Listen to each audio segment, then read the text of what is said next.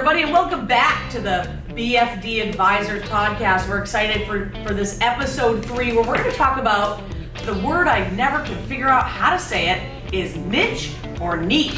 I say niche. Niche? Because I'm Niche. fancy. Niche? Yeah. And I'm if I'm a smaller Connecticut. niche, it's the son of a niche. Oh, I like it. Well played, but Everybody says niche. Dad I jokes always for say everyone. niche. Yeah, I say niche because I'm from Connecticut. We're very literal. And so, but anyway. I'm a pinky down kind of guy, because niche just is pinky up. Yeah, pick you up. I'm especially with Rich's bougie team. AF, so I am niche. She is niche. But we're excited to talk about this today because I think as we, of course, as advisors and talking through the advisory process and things like that, part of it is identifying what your niche is. Yep. And so, and part of the reason why you want to do that is because as you put yourself out there as the expert in this area, it is wild to see that others in the industry that see you as that expert will refer work to you and will seek maybe advice from you, or certain clients are going to come to you. And as we talked about in episode 2, we talked about what are you passionate about doing. So when you get that referral, you're pumped, you're excited about it because it's in your wheelhouse. It's in that area of things that you're passionate about doing, and they're referring work that you want to do, not a referral that comes over and you're like, oh crap, I don't really want to do this. So you want to put yourself out as that expert. So there's a journey that you go through while you're trying to figure that out. And I know for me it was, well, I've kind of done a whole bunch of things. I never did audit because I hated it even in college. I got a D-, I think. I was like, thank God I passed. Because if I got to take this freaking class again, no. D- is a pass. And it was Connecticut. It's Connecticut. Okay, Yeah, standards state are lower. college, state Okay, college sorry and guys, everything. sorry guys. Yeah. But I knew I never wanted to do audit. But then I just started out doing certain things, and I think we all, as we go through, I think we can kind of clearly state the things we don't like to do. Oh, yeah. That's probably easier than identifying what we love to do. 100%. It's still valuable, though. I mean, It's still valuable. if you can avoid the pain, that's still valuable as you migrate yourself toward whatever your passion is. And Sharon made a great point in episode 2 about making a list. Oh. You were talking about the tasks Love and how you're like, lists. oh, I love these lists, and I knocked the easiest one off first. So if you were honest, sit down and make a list of all the services you provide. First of all, you'd be surprised, it's probably a couple pages, and if it isn't, you should think about you do a lot more than you think you do. Yeah. Right? You're probably undervaluing yourself. Which if is you're not making. which I think That's a different huge. episode. That is a No, different well, episode. it is. We'll talk. We're going to definitely. Hold on, setting that for episode 4. Oh my God. Pricing episode for sure. And valuing yourself and pricing and the mentality around pricing. Not necessarily the functionality. There's a lot of people with different opinions around that, which we'll go another time. But from a niche perspective, certainly you can charge more. I can tell you that right now. As you become the expert man, you can charge a lot more. Oh yeah. So Sean, what do you think as far as the journey of the niche decision-making process? What are a couple of tips that you can give people about how you went through that process? Obviously, the time and the family was a key part for you. Yeah. So many answers to that. Decide who you like to help and decide what you like to do. And so you focus on the types of people. You can actually literally write down who you don't like to help and who you do like to help. It doesn't have to be I only work on an industry, because they were also talking about what skills you bring to the forefront. Because so many people like to say, I like to help real estate investors. Great. What are you helping them with? Because what you want to help them with. So if you can start to narrow down, the niche is twofold. It's who you're helping, but it's also how you're helping. And then just start paring that down, and it will change over time. And you're going to discover new passions that you never knew that you had. But it takes effort. And I think that's the hardest part for people is like, well, I'm pretty good at this, so I'm going to do it. And the question is, do you want to? So take the time to do it, but start on both angles, not just an industry pick, which is what I see a lot of people default to.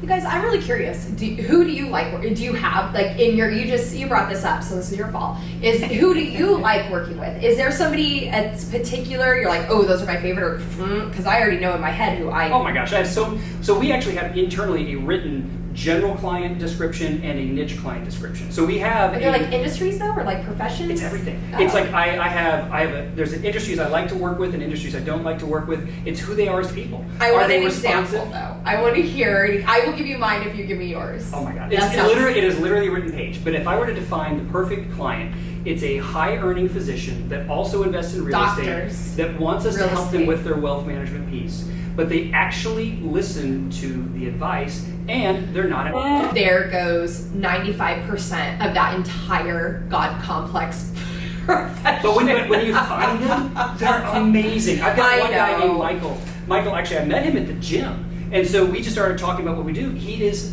an amazingly wonderful person. He's caring. He has a great family. He makes a lot of money. But we can sit and talk and help.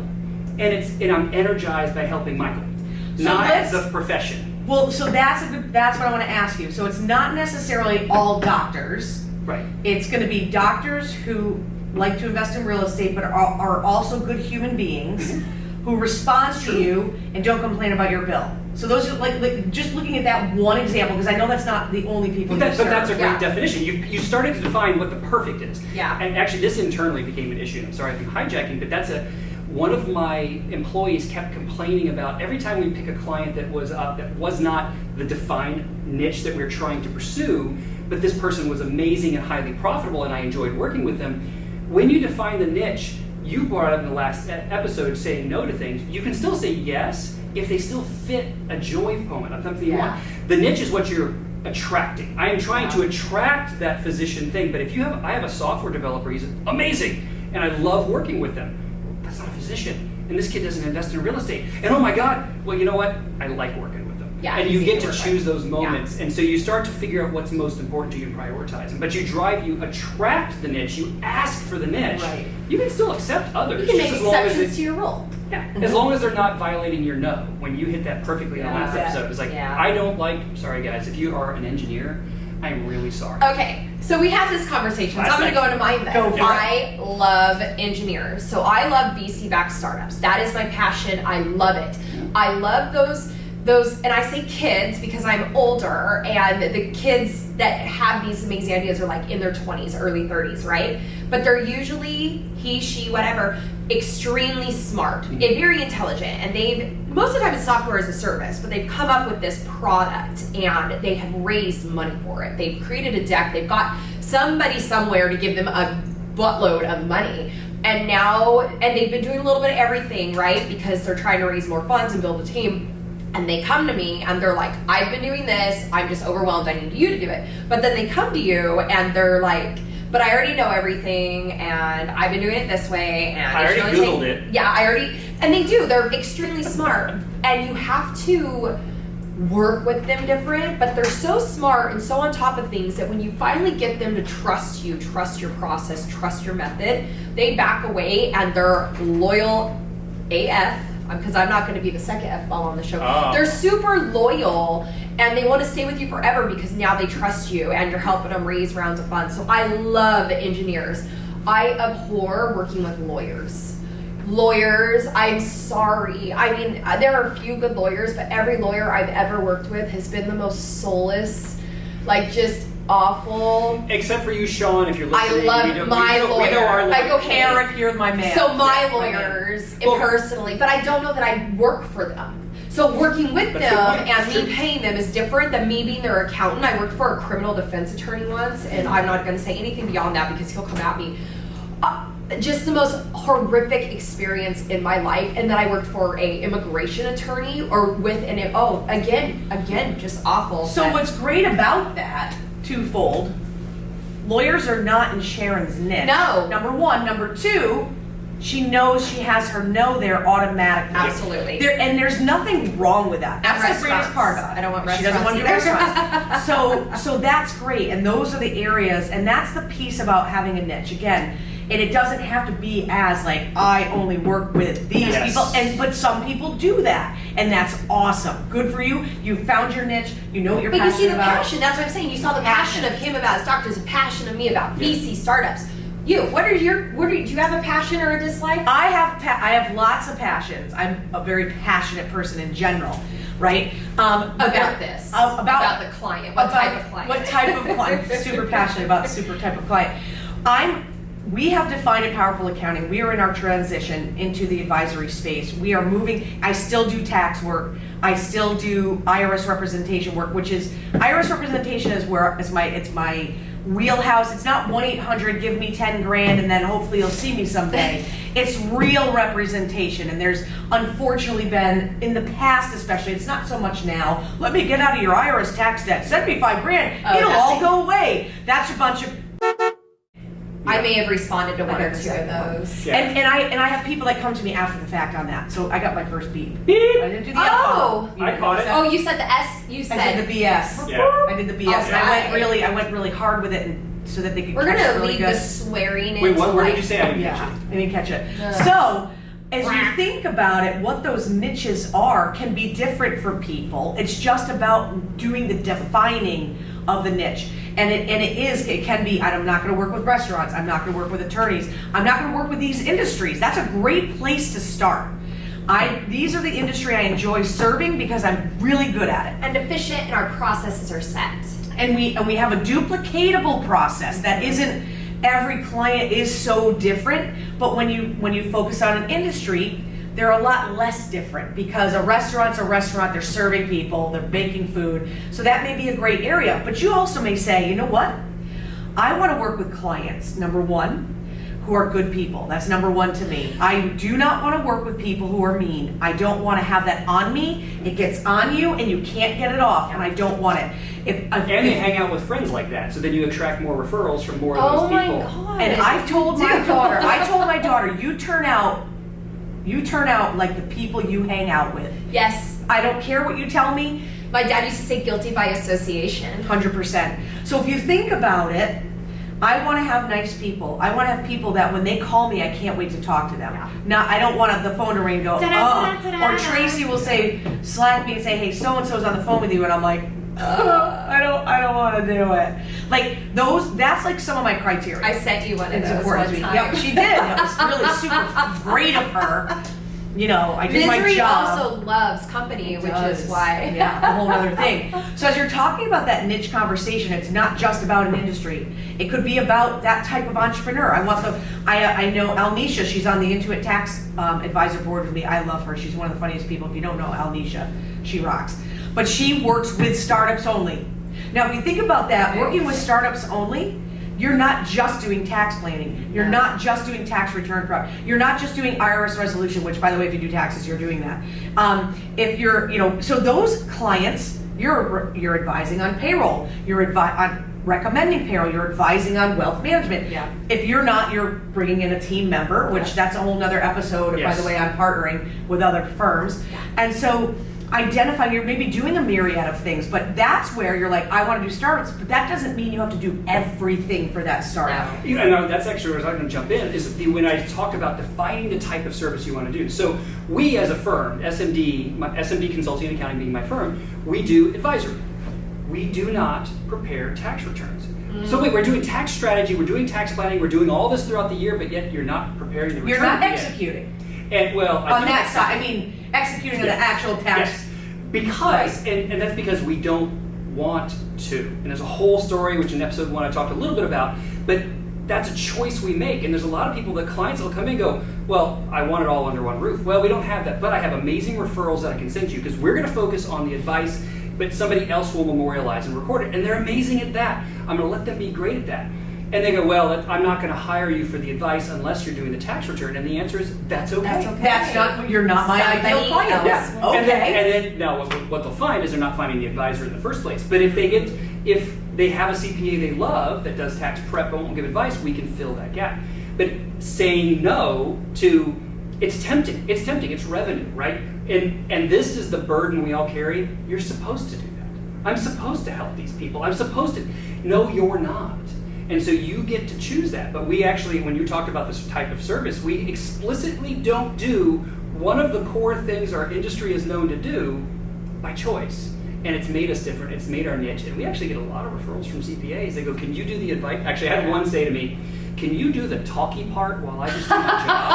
I was like, That the talky sounds like part? a total CPA. I didn't know that advisory services you can have talky talk. That's a talk. service. We have talky parts. So yeah, we do. We'll talk to the human being so you can fill out forms. Oh my And he's goodness. thrilled. And that's because awesome. He's doing That's his passion. niche and his passion. Yep. And it's good, and that's so funny. So I have 2 firms, as we know. I have a firm that specializes in the fitness industry only. This firm will only touch you if you're a nutrition consultant or a gym, something fitnessy, which I am none of. So fortunately, I have an amazing partner that is like a muscle Musclehead. well, I don't want to call him nice, but he just You're won a not a musclehead, bro. competition. So Just kidding. him and his wife are like the face of the business. So I don't have to worry about that over there. I can keep drinking beer. But this one over here is VC startups and professional services only. But on each side, so this side, if you come to us, we do everything. You walk through the door, we're doing your books, we're doing your taxes, we're doing you're coming to us, we've got different departments, but we're handling everything, but we know this type of client. So we know that if they go over here, the miscommunication and the things of yours, it's just too much of a pain. So we've got that. And then on this side is more the VC-backed startups and professional services, but we will not do your taxes unless you are a client, because it takes us too much time going back and forth with 27 different CPAs to get them their stuff in their format, how they want it. But I'm like, are you kidding me? It's here. Here you go. And they're like, well, that's not how we want it. And I'm like, I don't care. You're not paying me for this. So anyhow, so we do taxes on this side. We don't require it, but we will only do your taxes if. Yep. But And we you can set definitely do those the conditions, advisory right? on this side. And I think that to kind of wrap this episode up, because I think we've given some really great tips. I think they're really good. But to wrap that up, this part of the conversation, I should say, this part of the conversation of finding that niche and performing those services, I want to move a little bit over to, and we'll talk about on a bigger episode, maybe it'll be our 4th episode, about partnering up with those that are doing their specialty. And so I know where I'm limited. I think that's where I think as a practitioner you have to identify, this is my niche, but then I think you have to take it a step further. You have to take it a step further to say, now here are the things I'm not passionate about. Here are the things, the client needs these things, but I'm not passionate about them. I'm not good at them. Why is it so hard for practitioners to admit they're not good at something? It's admitting defeat. Nobody likes to, it's like failure. No one wants to admit that. The industry has historically set the expectation that if you are a bookkeeper, this is what bookkeepers do. Yes. If you are an EA, this is what EAs do. If you're a CPA, if you're a CFE, a CF, whatever those letters are or non-letters, tell you and define and put into buckets, that's what you're supposed to do. That's the problem. It's the mentality because of what we've been taught. Yes. Well, I go somewhere and I say I'm an accountant. They're like, oh, so you're a CPA? I said, no. I said, I'm an accountant. So you do taxes? No. And everybody everywhere, you say accounting, they immediately think, oh, you must be super busy during tax season. I don't touch tax. Well, you know what they say to us? You're really good at math. And I go, you know what? No, we're not. You know what? You know what's really good at math? This computer. thing right I'm here. actually slightly dyslexic, so if I pray to my dog every night, but if I go online, I need that reconciliation because I need to make sure. But no. So I think that's something that we all have to kind of, I'll say, get past. Okay, in our thought process. Again, shifting the mindset. That's my whole designated motivator is all about shifting your mindset and first of all doing the things you want to do, not that you have to do. And that's what this is about. This conversation is about the things you don't have to do. And so because of that, it causes this gap in maybe your practice where you're like, all right, but I'm supposed to know. Like my thing that I go on right now is like, I don't want to learn anything else. Like, because if I keep learning things, people are going to ask me more questions. Capacity. There's only so much you can be good at. Let's be honest. And that's the thing, is be good at, it's okay to be bad at something, be good at what you're good at, let other people be amazing what they're at. And it's funny how simple that is, but it's, but be good at what makes you happy. Like you can be good at 10 things, be like, I'm so amazing at this, but I effing hate it. Then don't do it. Who cares? I have a friend who went to school. She has her master's in finance, and she did all the way up, right? C-level, really good in trading. Hated it. Quit. Went to school to be a lawyer. Not even joking you. After all that, all the education, everything, make it to the top, she dropped. Went back, went to school, and now she's an attorney starting out as a public defender in Texas, in Dallas, actually. Shout out to Aubrey. So you don't talk to And her if you anymore? need any help, No, I don't hear from her. No, She is a lawyer. No, don't but- call me for your books, Aubrey. I don't want it, but I still love you. But you know what she though? is. Sean now has a connection, so if Sean gets in She's trouble. a public defender, so you are set. You're golden. I'm not going And back she to wants jail. to help the people. Again, I can't handle it. I can't take another pounding. But yeah, it was super. She's always been a motivation to me because she's slightly younger than me, but she's always been very career driven. Huge party animal friend with me. Sorry, throwing that out there. But it was great because she was in school working full time. I was running my business and whatever. And so her and I would open and close a bar, but the next day on Monday we were up at work, we were getting things done. And then, she just dropped and decided to be an attorney. And That's anyhow, awesome. But she is amazing is what I'm saying at what she does, but made a ton of money to now be a public defender.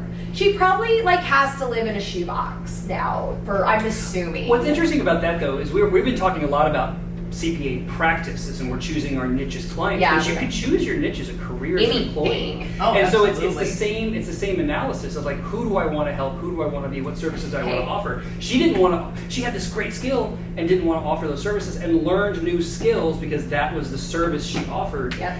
That's the beauty of it. It applies for employees, business owners, CPA practice Yeah. owners. It's all of it. If you just take a moment and step back and figure out what your niche is, not just a client mix. No. It's your pursuit of talent. It's what you do. Look at Charlotte here.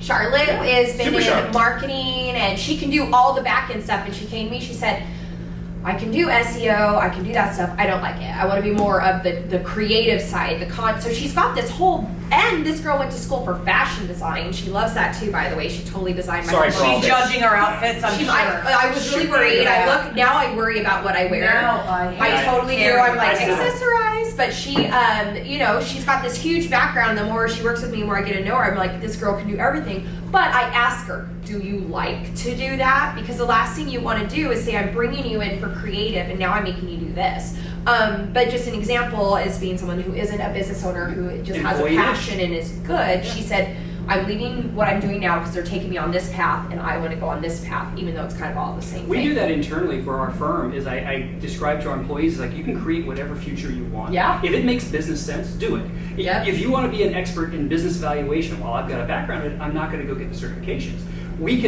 You can create that, but it always comes back to what do you want to do so that I can help you get there. Yeah, I'll have departments. I have somebody on my team that's like, I want to open up operations. I want to provide operation services, operation advisory to my clients. It's great. And what's funny is Tell your me how niche it's gonna work. is sometimes driven by what your employees want to do. Well, and I so wanna we created a support niche. them. Yeah, you want to support them so they're successful, you're successful, everybody's successful together, and it still comes back to what you started the whole session about is niche. What is it you want to do? Yes. Who do you want to help? And then let's go drive that way and create greater success. So it's not set on whether or not you're a business owner and whether or not it's Right. really you as a person, your talents, your goals, what you want to do. And once you put your mind to it, say, this is what I want to do, honestly, then you're the only thing in the way. Because like John and I both said, we have employees, I'm sure they're the same way. If an employee came to you and said, hey, I want to add this to the firm, I want to take responsibility, this is what I would do, I seriously doubt you'd say no. You'd be Right. like, sure, if that's what Absolutely. you want to do, then you tell me and we will make it happen. I support you. Yep, So absolutely. a lot of employers are like that. Yeah, and I think that to wrap up the episode, at the end of the day, it's like, obviously step one, I think we clearly defined it. You got to find out what you love to do. Yeah. And you kind of, to be honest with you, you can love to paint cars, but if you suck at it, you probably shouldn't be doing it. So That is another. there's a little bit step Side. 2 to that is like you're passionate about doing this part of your business or your practice, and you just suck at it, man. Just hire someone to deal with it, outsource it, whatever. Keep that as a hobby. Just keep it in perspective. You actually have to know how to do it. Okay, you can be passionate about it, you have to know how to do it. So at the end of the day, do that for yourself. Take 15 minutes, 20 minutes. Once every Monday morning or every Monday, Wednesday, Friday morning, whatever, spend 20 minutes on you and on your firm. If you're not there yet, at least start somewhere. But I would say one thing to wrap this up. We go to a lot of conferences, we listen to a lot of podcasts, we watch a lot of webinars, and this is information overload, fire hose. At the end of the day, you need to remember to stop, take even if it's one takeaway. Don't try to take 80 things out of one conference or one webinar or one podcast.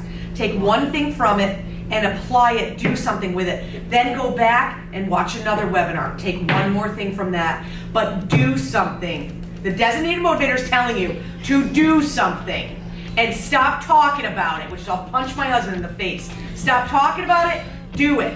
And do that's it in the end of Dallas it. so my friend can defend you. Yeah, she can defend me for being. I know Kev's my baby. He does what he's told. Don't worry, that's what he does for a job. So, but wrapping this up, thank you so much. Episode 3, I think we're on now. Yeah. Thank you for listening. See us at BFD Advisors. Visit our social media ChiefProactiveAdvisor.com.